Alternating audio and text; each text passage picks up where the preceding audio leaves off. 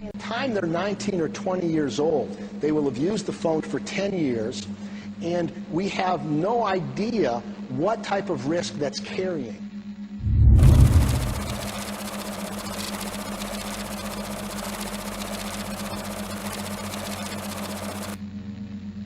We've immersed ourselves in an ocean of electromagnetic radiation. It's all around us now.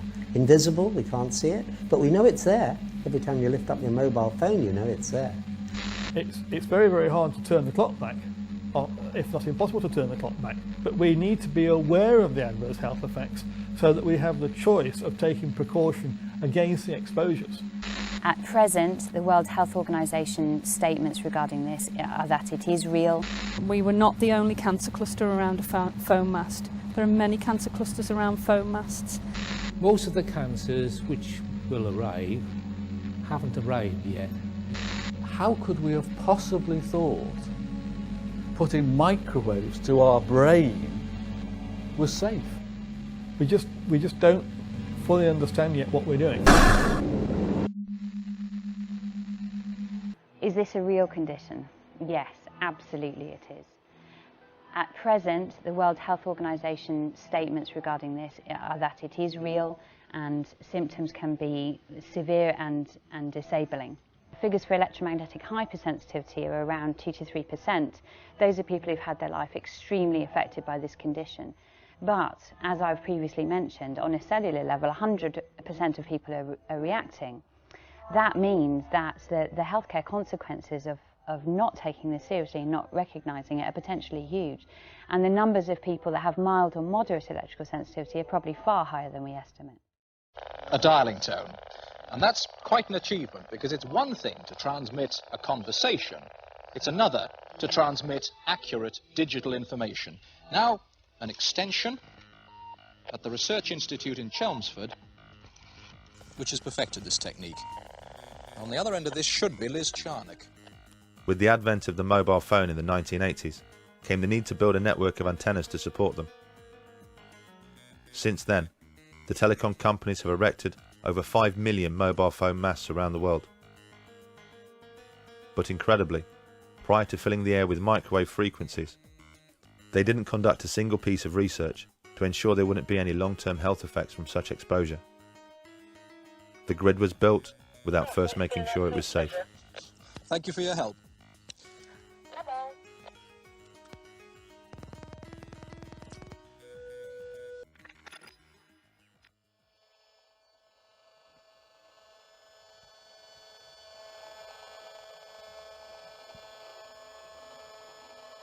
So it's pretty ugly, isn't it? yeah, and it's constant as well. One thing you'll notice is it doesn't stop. It's 24/7. This is what's coming out of the mast. If you can see the mast, you're being exposed to it. Right. Frankly, even if you can't, you're being exposed to it if you're this distance away, because it'll pass through, concrete walls and things. It'll dampen it a bit, but not very much. If you're within 200-300 metres of the mast up there, this is what you're going to be exposed to 24/7. When you can hear it, it changes everything. It does. Imagine if you could see it.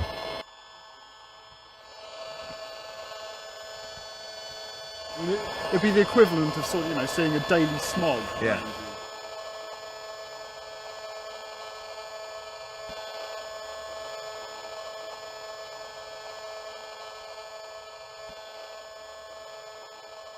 With a constant smog of man-made frequencies surrounding our daily lives, and no testing as to its safety, is there any wonder people's bodies have started to react? Well, it was almost 10 years ago, and I was in my 30s. No history of breast cancer in my family, and living a really healthy lifestyle.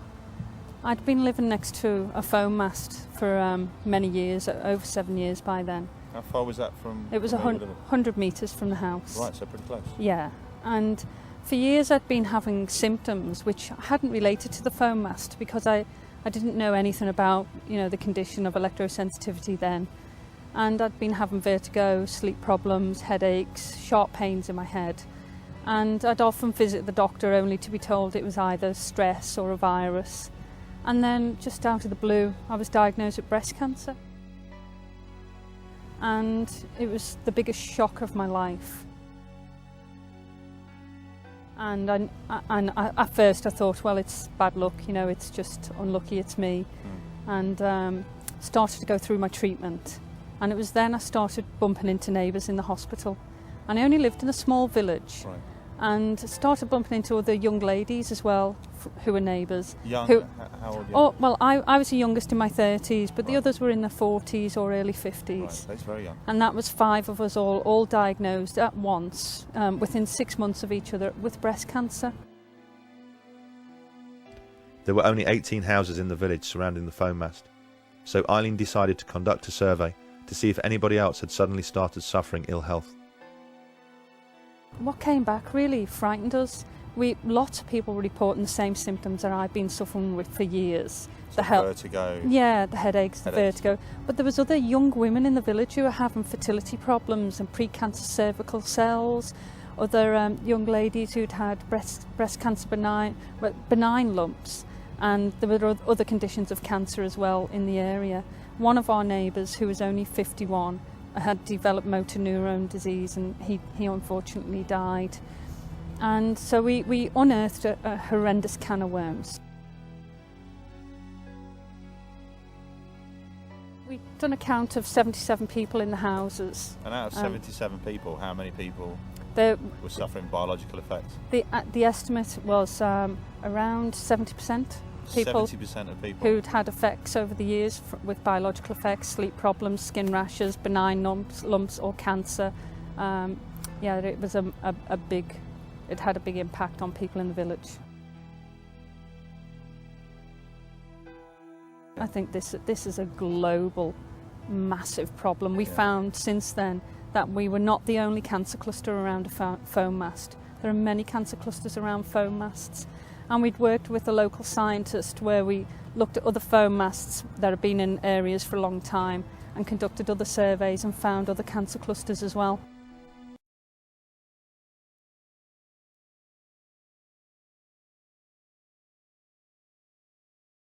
Almost constant, because it starts a proper sort of two-way high bandwidth transmission. Okay, let's do that. Oh wow. So as soon as it picks up, this is it trying to, and this is once it's on call mode, this is now what the phone's doing. And that's waves going from my phone to the base station and then being transmitted from there. And that's it's picked up. That's horrible. And that's basically what your phone's transmitting into your head all the time that you've got it operational and you're using it for phone.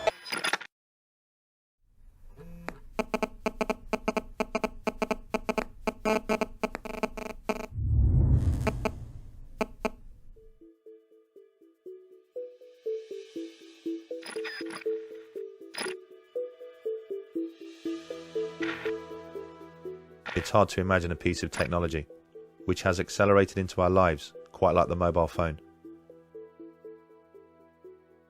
25 years ago, it was seen as little more than a gimmick. Today, 4 billion of us own one. And the average age of a child when they receive their first phone is just 8 years old. The way a mobile phone works is by sending and receiving microwave frequencies to and from the base station.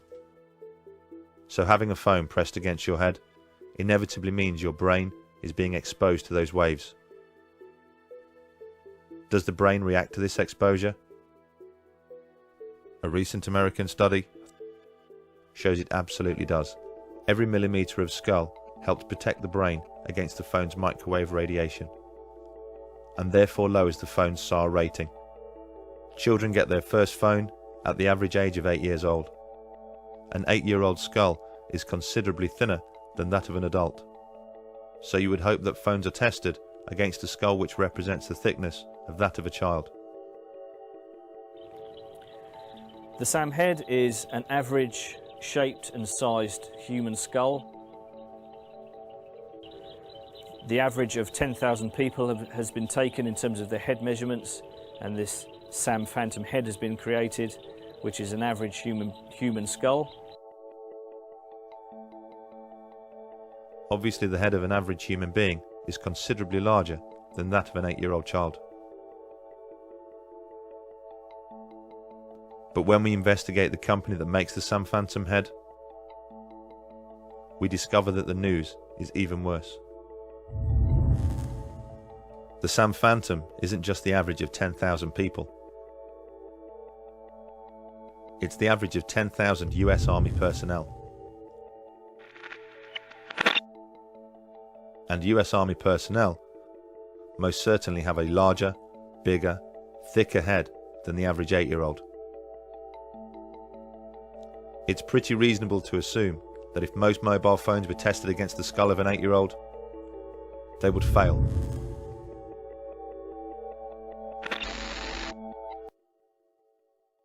In 2011, the World Health Organization changed the danger rating of mobile phones, reclassing it as possibly carcinogenic to humans, based on an increased risk of contracting a glioma, the type of brain tumour associated with using a mobile phone. What was the catalyst for this abrupt change in status? There have been countless studies conducted into the possible health effects of mobile phones, some showing an effect, some showing no effect. But the most conclusive came from Leonard Hardell. He has overseen the largest and most comprehensive piece of research ever conducted, combining his own work with that of others from around the world. From the early 1990s, they have investigated the phone habits of more than 2,000 people from around the world. People with tumours such as astrocytoma and acoustic neuroma, the brain tumours associated most with mobile phone use due to their proximity to the ear. Their findings are shocking. They concluded that mobile phone use does increase the risk of a brain tumour. And they also discovered why earlier research showed no effect.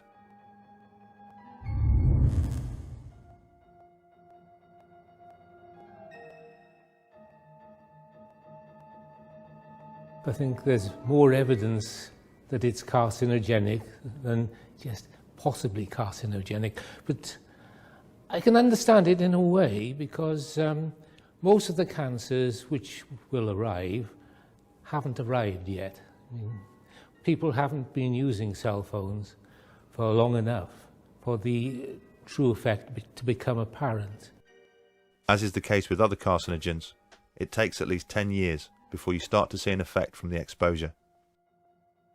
Because the mobile phone explosion didn't really take hold until the late 1990s, it's not surprising we are just starting to see the effects right now. But for years, the telecoms industry have defended their actions by asking the same question. As it turns out, they've been asking the wrong question. The answer is melatonin.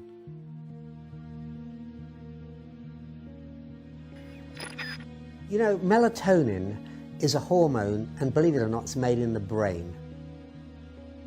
It's made in the pineal gland of the brain, and it's got a very powerful antioxidant status compared with vitamins. For example, melatonin is 5 times as powerful as vitamin C and twice as powerful as vitamin E. And it secretes only at night, and it's at night that we need it because that's when we go to sleep and when our brain repairs the cells of our body. And that's when melatonin comes out to do its work.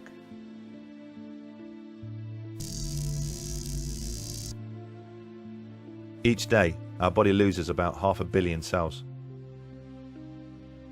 And at night, that's when our body replaces those cells. Through a process called cell mitosis, the dividing of cells. And what it's doing is it's mopping up what are called free radicals. These free radicals are really the spare electrons left over from the process of making the energy which we need to repair our cells in the first place. Each night, As our body repairs itself, millions of free radical cells are created as a byproduct of cell mitosis. These free radical cells attack healthy cells.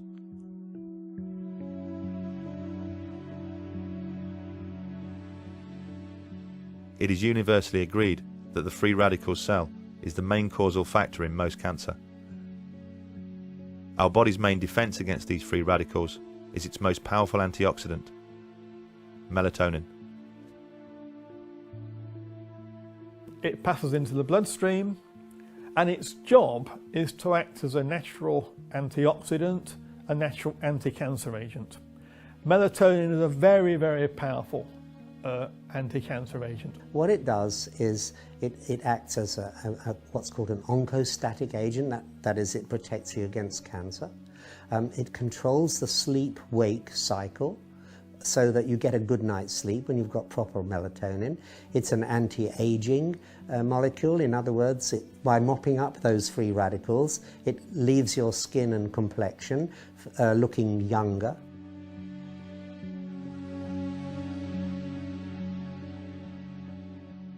We have in our lab 12,000 studies, which we've collected over the years. And that is more studies than have ever been published on paracetamol, which is the most common headache reliever. There's more scientific interest in melatonin than there is in paracetamol. What are the consequences of having a reduced amount of melatonin? Yeah. Well, you have a reduced amount of melatonin. What happens then is that your immune system starts to be less competent for a start. You tend to get sleep disturbance. You can't get off to sleep, or if you do, you wake up and can't get back to sleep. You can have heart complications because melatonin protects your heart as well.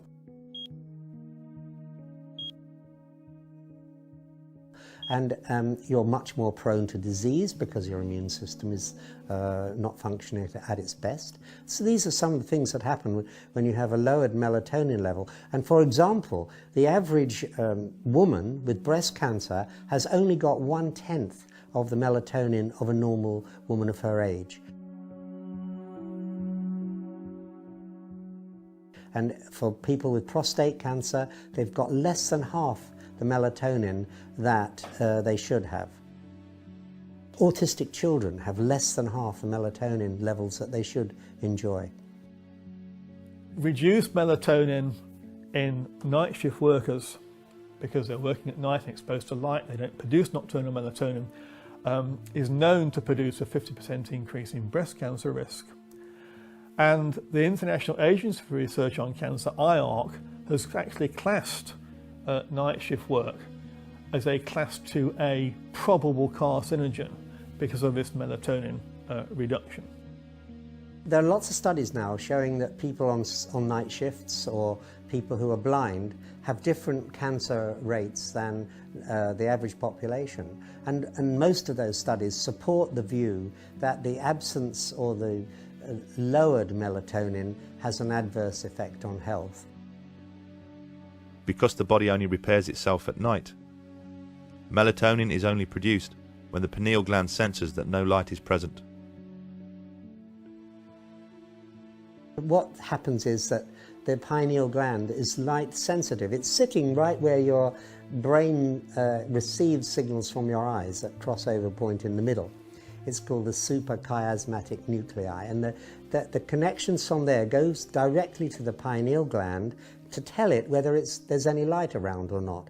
If there's light around, then there's also interference with the signals the brain wants to send to our cells in order to repair them. So it says there's no point in the brain sending these signals out to our cells to tell them to repair, because there's so much interference that they won't hear it. So it waits, the brain waits until it's dark.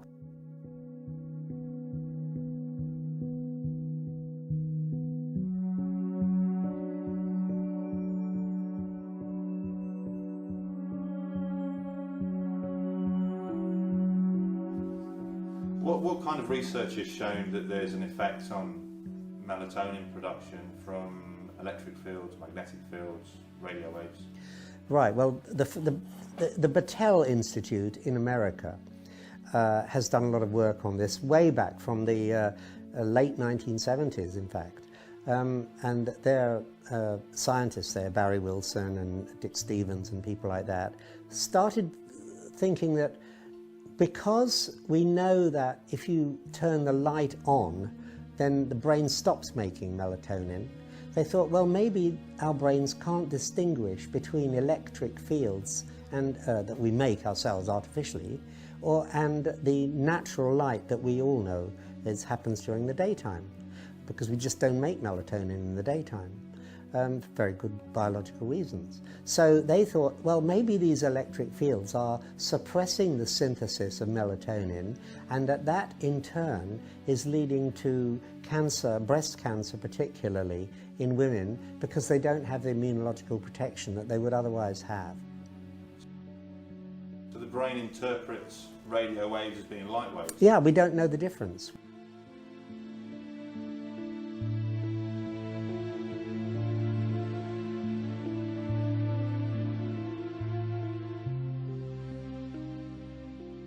The hypothesis that the pineal gland cannot distinguish between light frequencies and man-made frequencies is certainly backed up by a wealth of research.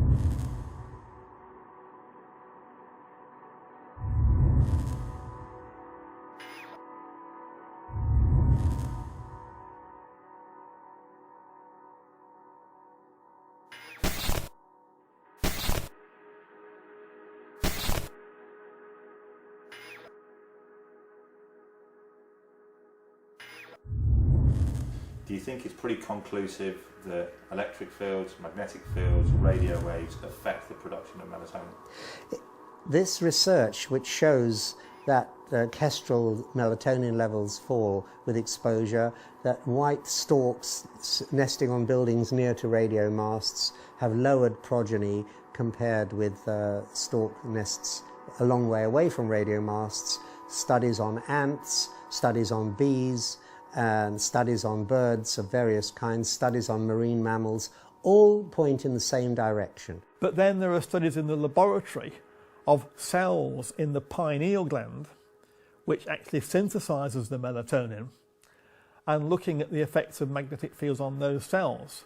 And at virtually every stage in the synthesis of melatonin, it's been shown that magnetic fields disturbs the actual production of melatonin. So you see, the evidence is in all aspects of the pathway of melatonin production, that the inhibition of melatonin production by magnetic fields, the research covers really every aspect of that pathway. Would you say that it's almost conclusive? Yes, I would say it is almost conclusive.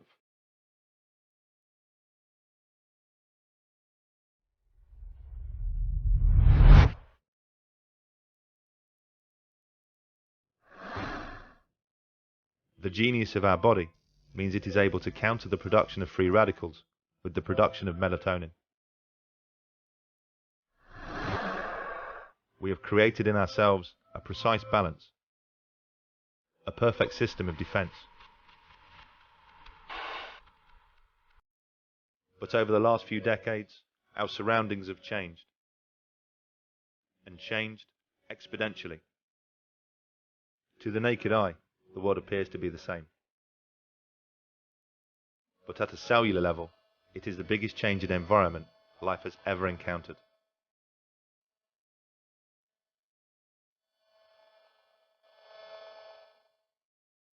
It stands to reason that such a gargantuan change would inevitably upset such a delicate balance. and the consequences of our bodies not producing the right amount of melatonin could be disastrous. Scientists around the world now believe that free radicals could be the causal factor in every known disease, not just cancer. In the beginning of the 1900s, childhood leukemia was a medical rarity.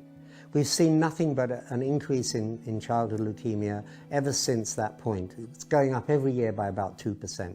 And that applies to many other disorders as well. Autism, brain tumours, cancer. Cancer rates in the 1910s were probably half of what they are today.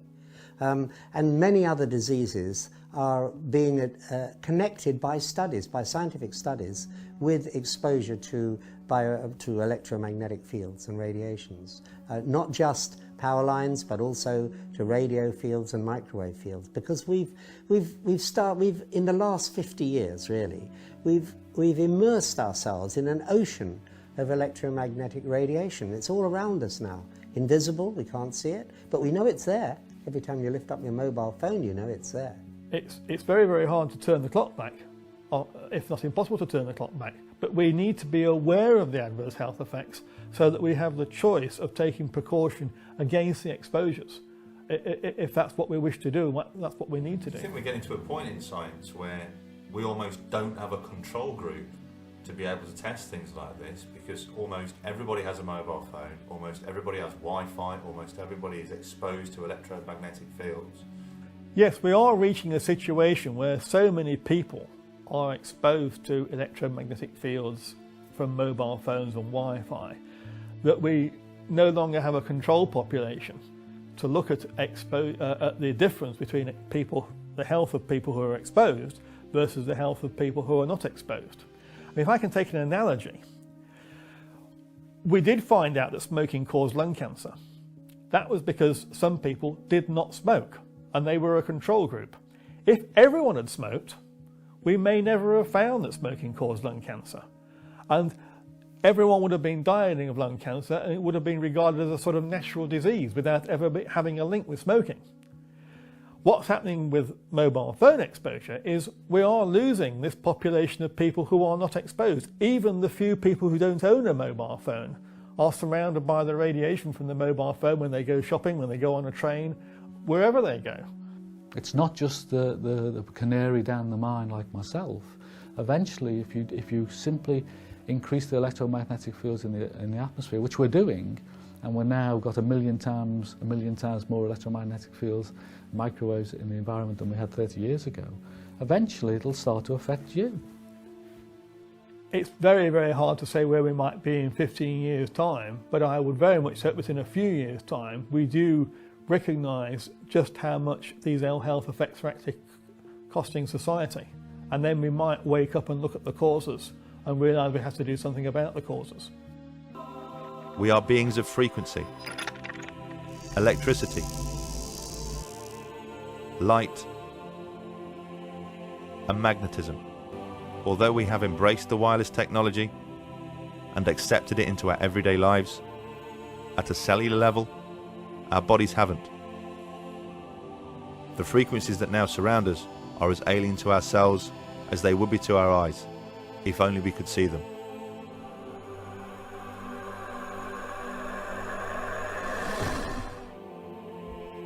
Our children are being born into a world that their bodies simply cannot understand. Where will all this lead?